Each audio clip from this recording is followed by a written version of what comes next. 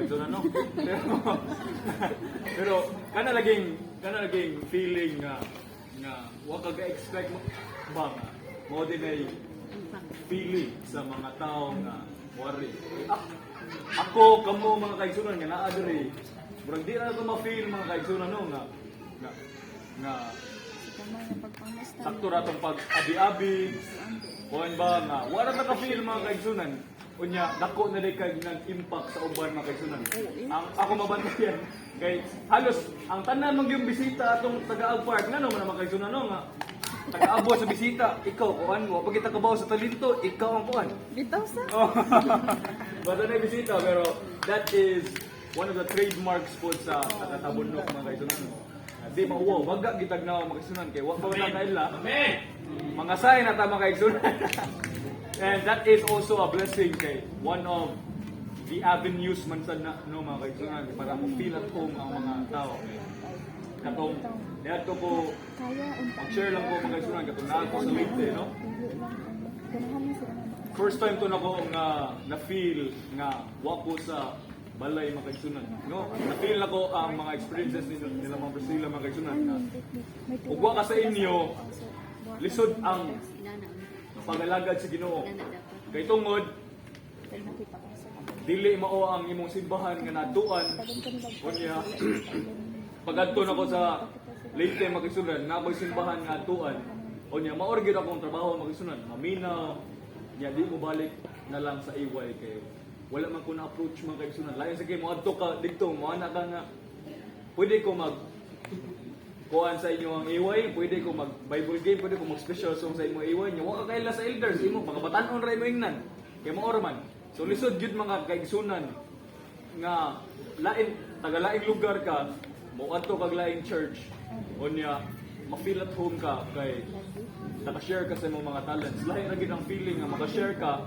Unya wala sad gyud opportunity ang mga new visitors na to sa laing church to share their talents of walay mga approach. So that is one of the blessings po sa ato ang mga leaders at church nga masahin yun sila mga kaigsunan. So hapit nam gyud ang oras mga kaigsunan no ato sa pastoryaon ang atong new elder kay sige manig panikad si Brother Dino, representative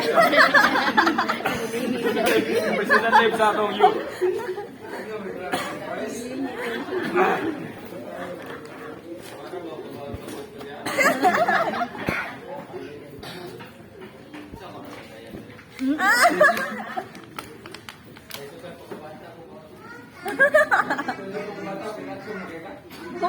Pinakaw na dito rin lang guys. Sumat mga elementary days na dito rin sa Bono. Hanggang iyaw lang yung Big Mindanao. And then pagbalik na ako rin, yapon siya. And then accommodating yapon kay aking kaliwat punta na. Pati rin mga chapis mostly before. Ako lang naipong awa ang akong mga barkada na bata pa ko.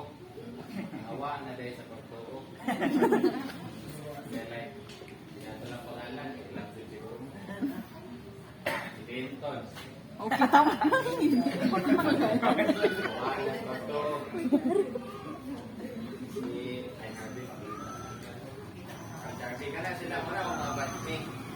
And then, ang buhaton yun rin sa simbahan sa una kami ang mga bata na kami na sa una basta akong ganahan lang din rin sa Tabunok Church. Accommodating na din yapon kay sila sa tumami sa layo. Pagkabalik na ako sa Marabiakon. Okay, lang mama. Kaya direpot na ako na-learn na pag kinahanglan na kita yung mga storya rin. Ato na din yung gamit na rin sa papating dukon na kita nila. Then, pasalamat po ko nag-iampok sa Diyos ninyo na mga asawa na ko si Joy. Oh, sige. Ako ay nauna gampok pero nakapapang ko ninyo na.